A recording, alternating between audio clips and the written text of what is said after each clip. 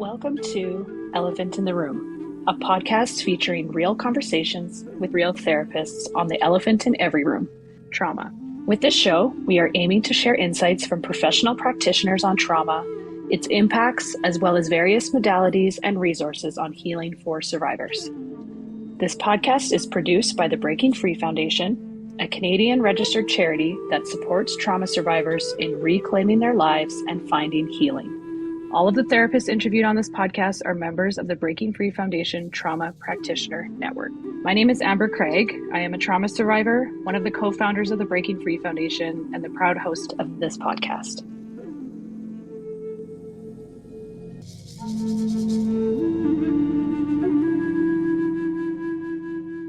Today, I'm pleased to be joined by Theresa Rybchinski. Theresa is a mental health therapist, registered social worker, and somatic practitioner at Wild Journey Recovery in Calgary.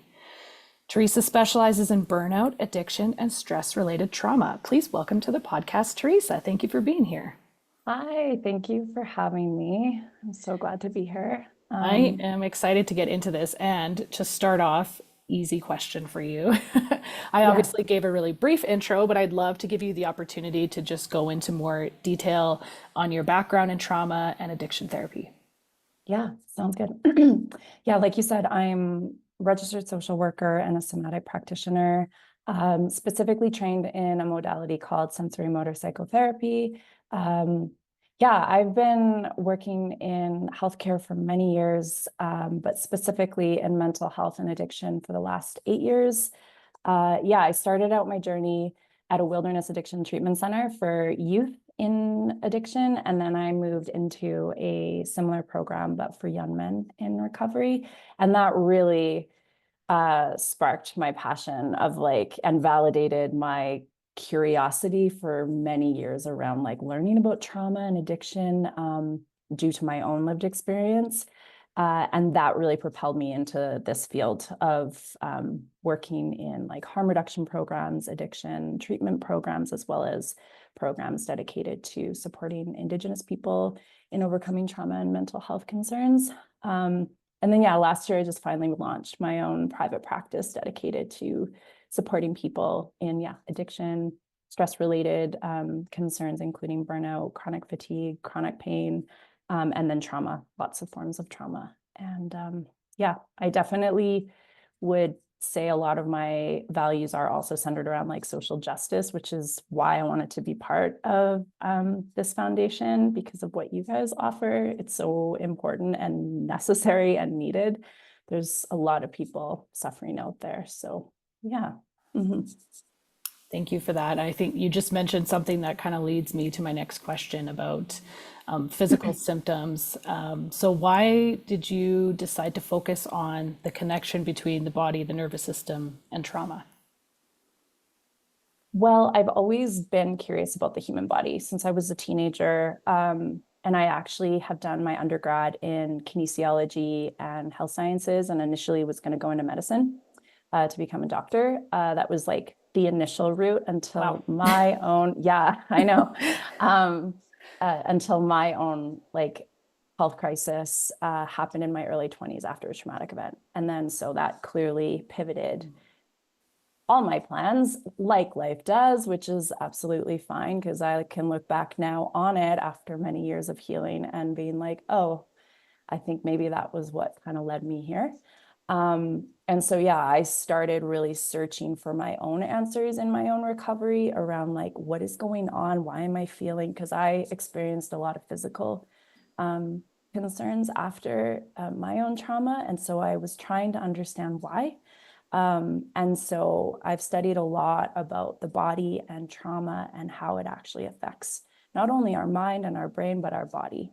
And then when I started working in different programs, specifically the Wilderness Addiction Treatment Center, where a lot of what we did there with the guys in recovery and the youth is taking them out into the wild and movement and adventure-based therapy and the power of moving our bodies and what that can actually evoke in the healing journey.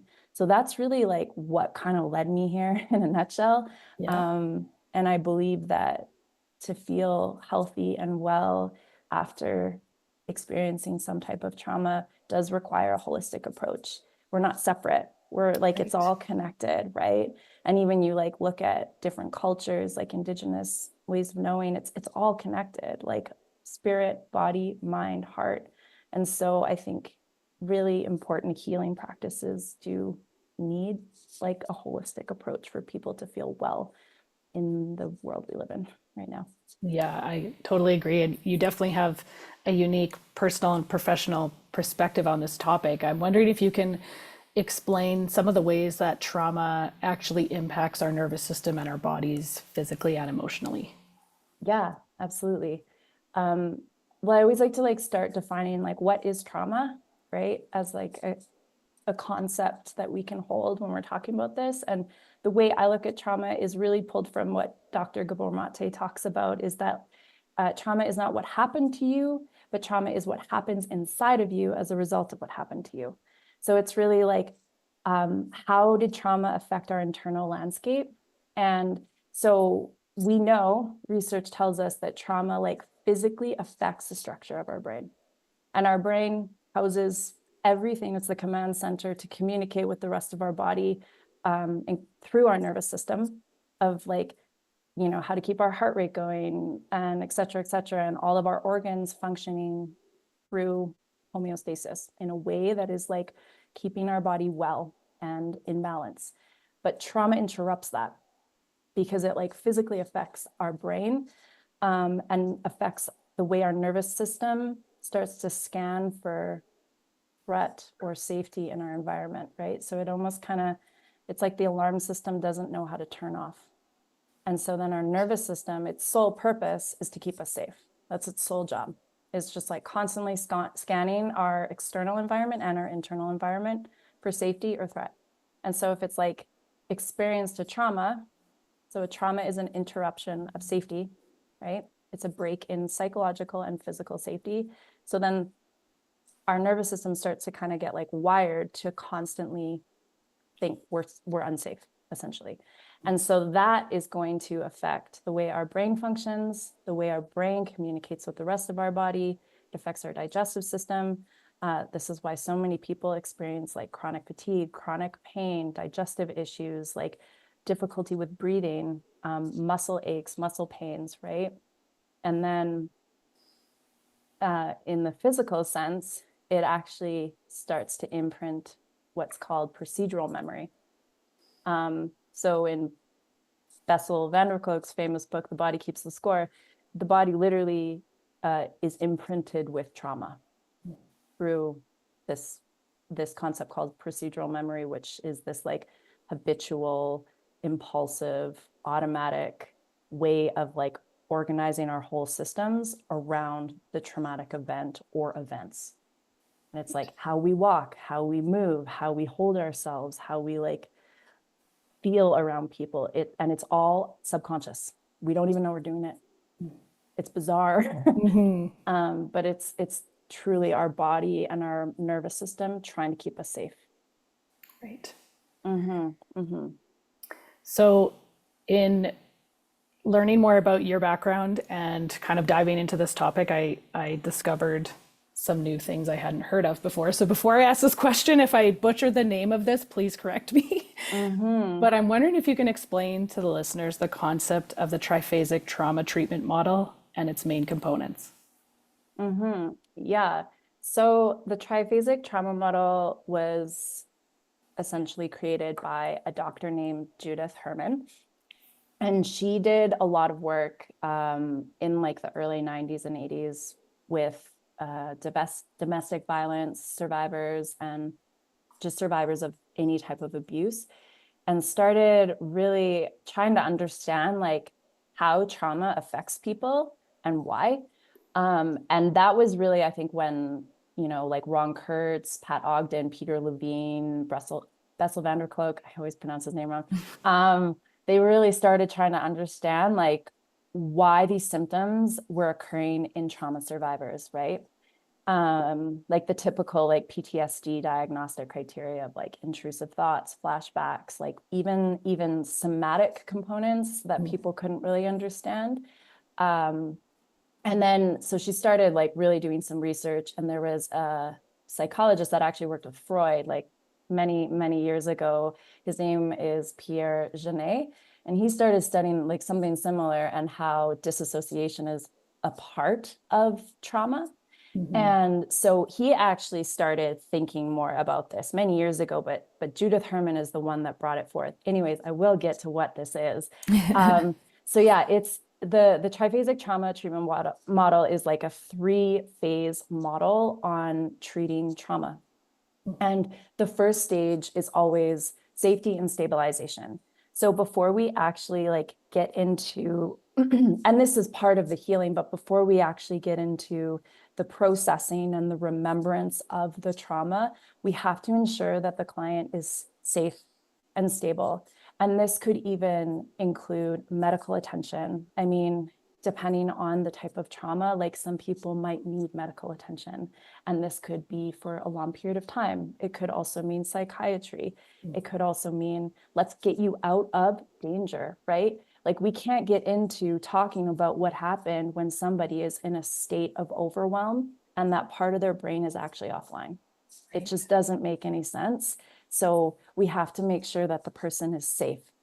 And then we get into like stabilization. We have to ensure that they feel like they have a foundation to stand on in order to feel safe enough to get into the processing part.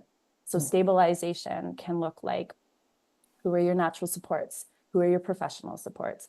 What type of resources do you have in place so that you can like not feel so overwhelmed and emotionally dysregulated on a day-to-day? Because again, we're not going to be able to like even access the part of your brain, which is the prefrontal cortex, to recall, to talk about the trauma. Like it just doesn't make sense. So we have to really, and this can include also like teaching them skills, teaching them coping strategies, like distress tolerance skills, right? Like a lot of like even what DBT does. It's like we bring in those skills so that the persons start to feel a little bit more grounded and regulated and stabilized in their day-to-day, so that then we can move into stage 2. And that's where we talk about, it's called remembrance and mourning. But it's also like the trauma processing part of when we start to bring in those trauma-focused modalities that are aimed at processing the trauma memories, so that we can never get the trauma memory out. It's always going to be in there, but we can renegotiate how that trauma memory affects us. So the trauma memory will still be there, but the impact that memory has on the individual won't be as large. So that's stage 2, right? And that's where we bring in like sensory motor psychotherapy, which is what I do. Somatic experiencing, accelerated resolution therapy, which is like an eye movement practice modality, EMDR, like these type of processing modalities. But the thing is, stage number 2 has to always be guided by the client, in the sense of they decide when they are ready. We as practitioners, we don't place that on them. We don't push them, because that can actually backfire. So this is where like the trauma-informed care principles really have to come in, of like choice, collaboration, safety, transparency. And if there's like a cultural component too, it's like, what are we going to bring in that allows them to feel safe enough, right? For them to start to really look at the past that has impacted their every single day, usually for like many years. Like I've worked with people like horrific trauma, and it's just like, they are literally frozen in time of like when that happened to them, even if it was like when they were a kid. So this is like, this type of this type of model is a bit slow, and it's meant to be slow, because like there's a saying called slow is fast, because we go at the pace of the nervous system. And if the nervous system is stuck in survival states of like fight, flight, freeze, fawn, or shutdown, we have to make sure that the person knows how to kind of get back to baseline, because we can't work with like the processing part when they're stuck in those states most of the time. It's just not going to be helpful. And healing is meant to be a place of safety, right? It's meant to be a place where someone can come to you and feel like they can finally just like yield into a place of maybe safety for the first time in their life. Right. So as practitioners, we have to be really careful. We can't push, right? We obviously can like guide and direct, but not in like a harmful way. So you have to be really careful of like even your own stuff that you bring into this work. Yeah. And then stage 3 is like the reconnection and integration. It's like, okay, there was like a transformational moment for you. Beautiful. Okay, let's like start emphasizing, how are we going to rebuild a meaningful life for you? What is like the life you've envisioned that you feel like has been on hold for so long? It's like fostering relationships, like even a change in identity, right? Integrating new self-perceptions and like positive beliefs. And then this is also like when we can start bringing in a lot more like top-down processing, like, and when I say top-down, it's like that cognitive stuff, like the narrative. It's like, let's like build a new story. Right? So that's like the 3-stage model. That's what I work from. And that's what I explain to every single person I work with is like, this is the model I work from. We really establish safety and stabilization first, and then we'll get into, and then we can do ART or, right? Sensory motor psychotherapy is quite beautiful actually, because it is centered on this 3-phase approach. So, and it's like we utilize it throughout the whole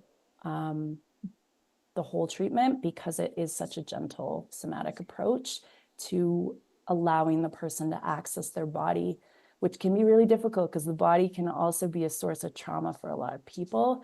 So again, we have to like be gentle and go slow and really work with the client in determining like, is this like, how is this for you? Like, what's going on? Like, let's just like constantly be checking in, so that the individual doesn't feel forced into anything, because sometimes depending on the trauma, that was also their experience. So we don't want to reenact different like traumatic events in the therapeutic setting, which unfortunately does happen. Why do you feel it is important to integrate body-based approaches in the treatment of trauma? Because we're bottom-up beings. Because like literally 80% of the information that goes into the brain is from the body. And then 20% of the information goes down from the brain to the body. We're literally bottom-up beings. And we, in this society, we forget that. Our society is like centered around the mind, intellectualization, including even in the therapy world. And the vagus nerve is what like sends that information, right? It's like the longest cranial nerve in our body. It goes from like the brainstem all the way down through our heart, through our respiratory system, into our gut, right? And so it's all connected. And it just feels like much more holistic and allows people to become more embodied. And with trauma, it can fragment an individual, right? And this is like where like disassociation can come into like the picture, and depersonalization and derealization. So it's like finding ways for the individual to feel back home in their bodies and land can be really empowering, right? And there's a lot of information. Our body does not speak in verbal language. It speaks through emotion and sensation. So if we can start to access our emotions and our sensations, we can learn a lot about what our body is telling us about the external world, and also about what's happening up here. So if we're like constantly ruminating, if we can drop back down into our bodies and we can listen, it can actually start to interrupt these habitual patterns that live in our brain as well, or in our mind. I mean, I can go on, but I'll just stop at that. No, I think I think explaining like this approach to therapeutics and like a treatment model is really important. So weaving kind of addiction into this conversation as well. How does what you're describing in terms of a therapeutic approach kind of differ from a traditional model in terms of trauma and addiction treatment, if you had to sort of like compare them side by side? Yeah. Well, for like a lot of the people I've worked with, and this is just my experience, most people I've worked with in addiction have some type of trauma. And they have landed in addiction because they needed something to cope with, to self-soothe the pain or the suffering that they endured at some point in their life. So they sort of go hand in hand in my perspective. And this is also an interesting part of like some people I've worked with. They're like, I haven't had any major trauma, right? And it's like, this is the like the nuanced piece of trauma is there's so many different types of trauma, right? There's like the big T, and then there's the little t, and then we have intergenerational trauma. We have racism, which is ongoing systemic trauma for people on a daily basis, right? And then we have like developmental trauma and attachment trauma. There's so many different forms of trauma, and they can actually be quite subtle. That can leave an imprint on an individual that they don't know how to cope with X. And then addiction might fall into the picture. So I think it's really important to actually work within that model, even when it comes to addiction.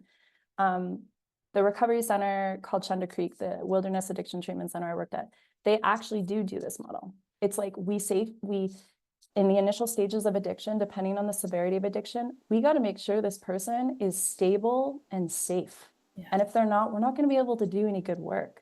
So it's kind of step number one. And traditional approaches, you know, they often have this standardized one size fits all approach when it comes to addiction. That is not, it's not working. Like, just look around society, look around our country, like, especially even post-COVID. I mean, my God, like the prevalence of like addiction and mental health concerns is tragic. So it's like, we need to start creating different approaches to treating addiction. Like and harm reduction is one of those approaches. It's a philosophy and it works for people, and we can't take that away. So yeah, I think it's so necessary to start getting creative and innovative in these different approaches, because sometimes what we're doing is not working. And it's not that that's a bad thing. It just means that we've outgrown the model and we need to do something different. So. And I think that's a good segue. Like the major audience for this podcast is people who've experienced trauma, who are kind of looking to explore different modalities and types of therapy that they maybe haven't heard of. So you've mentioned a few different kind of approaches. What are some like body-oriented therapies that are effective for treating addiction and trauma?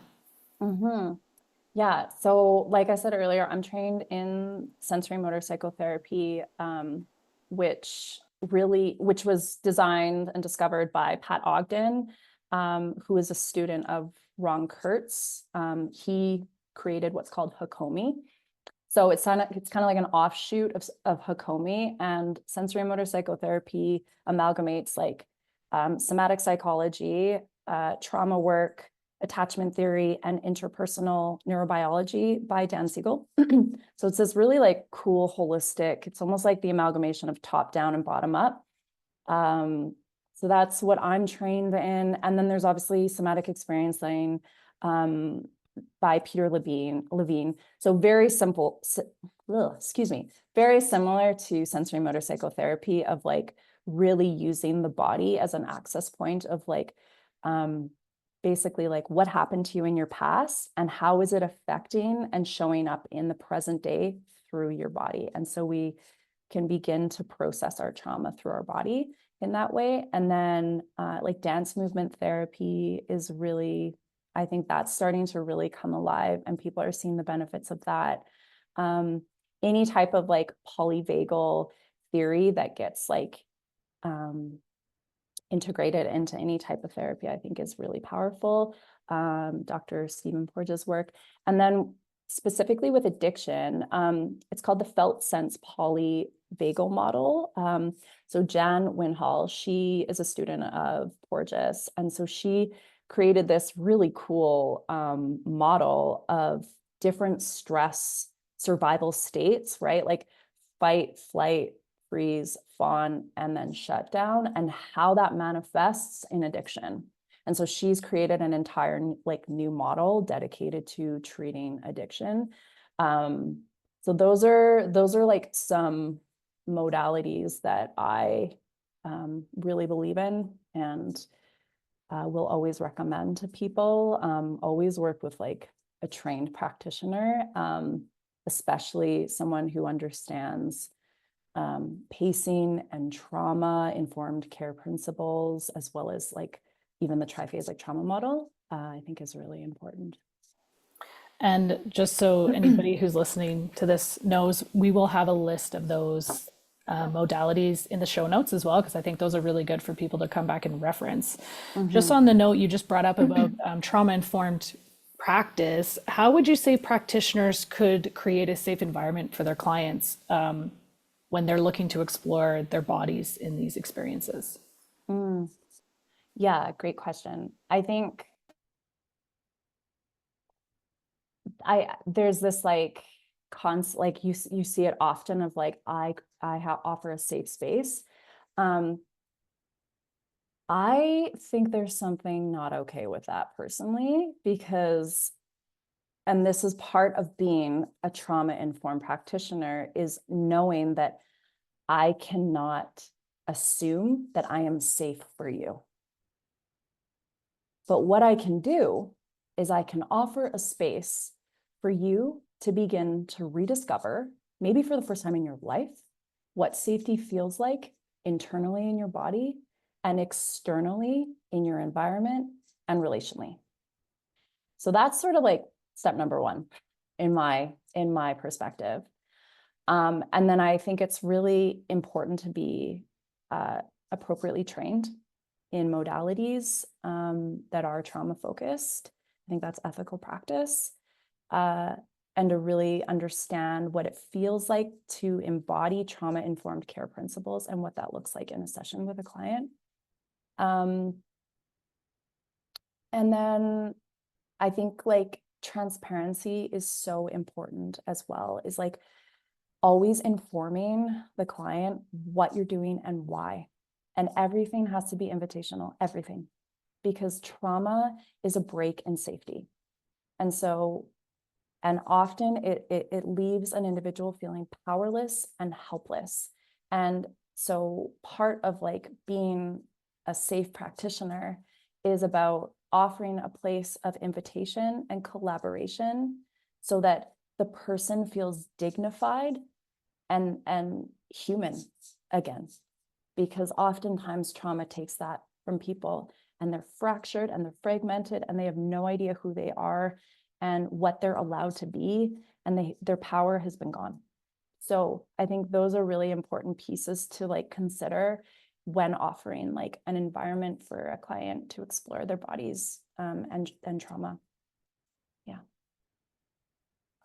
I'm sure you see me like feverishly writing over here because I'm getting so much out of this conversation. I think, something you just said really resonated with me is about sort of putting it out there that you're a safe space, because we also like have that messaging when we have our support meetings. And I'm now like realizing what a brilliant way to rephrase that by offering the perspective that this could be what a safe space looks like, but not committing to anyone that it is. So I really appreciate that, because I haven't actually heard anybody sort of turn that on its head, because you're right, it is put out there a lot as sort of like an obvious thing that people will say. So I really appreciate that perspective. Yeah. Thank you. And honestly, Amber, it's not like this is part of like unlearning, right? This is part of the process of like unlearning the things that we've been told. I said that too. And then I started thinking about it, and I was like what the more professional development and like the more I learned, I was like, actually, this doesn't align. And then starting to work with, it was actually working with Indigenous people. That's when I really started to question it. I was like, I'm not a safe space for these people, because I'm a white person and I symbolize their trauma. Right. And so there's like, oh, there's a lot of work here. And that's okay. It's uncomfortable for me, but that's okay. And so I have to, if I want to be a practitioner that I can offer a place for healing, I have to also face that kind of stuff too and question the stuff. So Yeah, no, that's hugely important. So I really appreciate that. You gave some really great points for the practitioner side of things. Kind of flipping this to the client now. Let's talk about self-regulation and how that comes into play when it comes to working with the body and the mind together in treatment. mm-hmm.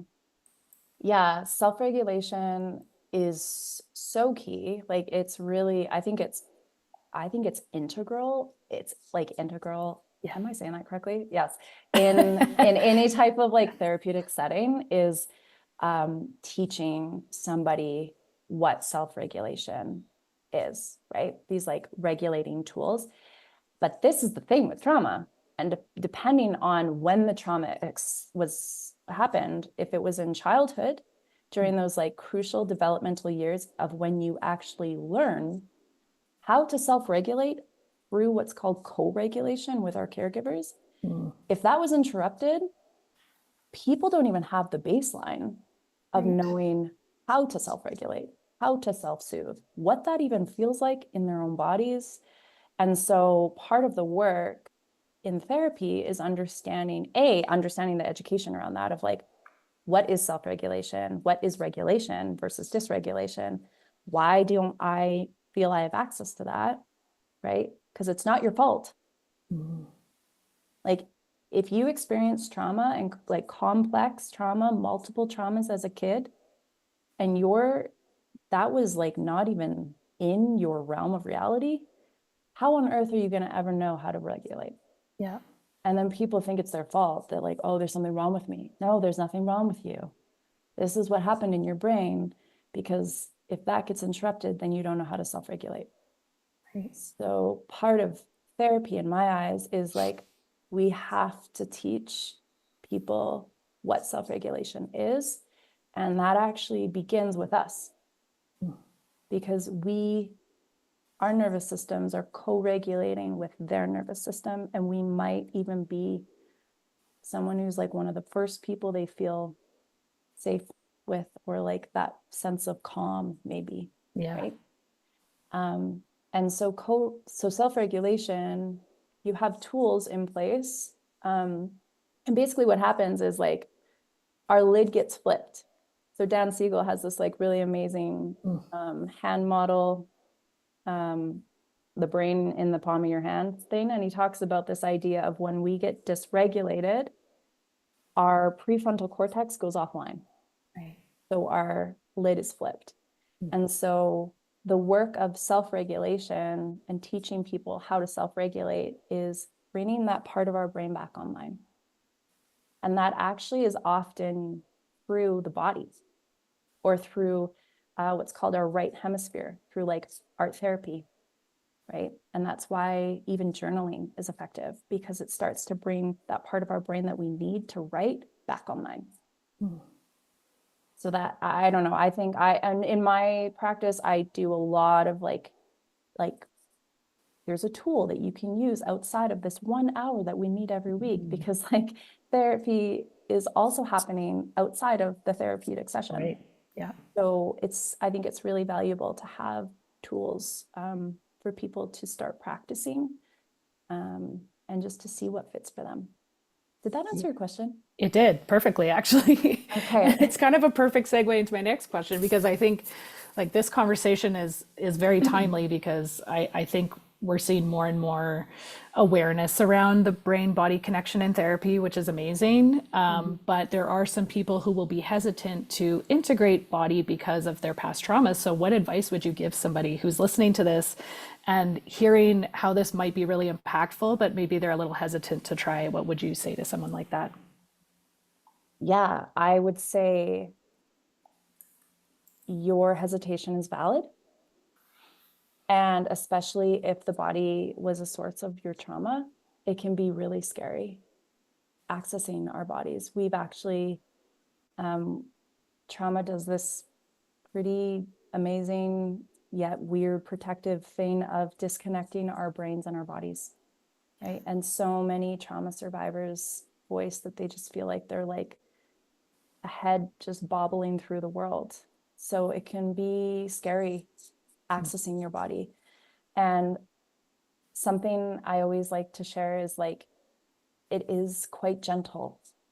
And if you find someone you can work with that really understands all the stuff I've been talking about, and how to integrate it into session in a really like mindful way and really centering pacing, it can actually be quite empowering, because you can slowly start to return to your body and almost feel a little bit more whole. And things can start to integrate versus feeling so disconnected from self. So it can be a place where you can start to just like bring curiosity. And that's always something I say. I'm like, just be curious, just be curious. And just like go slow. We don't have to like force anything, but bring in like this like state of curiosity in the work. Yeah. Yeah. Similarly, this question, which I think is an important one, because we've talked about a lot of really important topics here today, and I really appreciate your perspective. What kind of key messages do you hope that listeners take away from everything that we've sort of talked about? Yeah.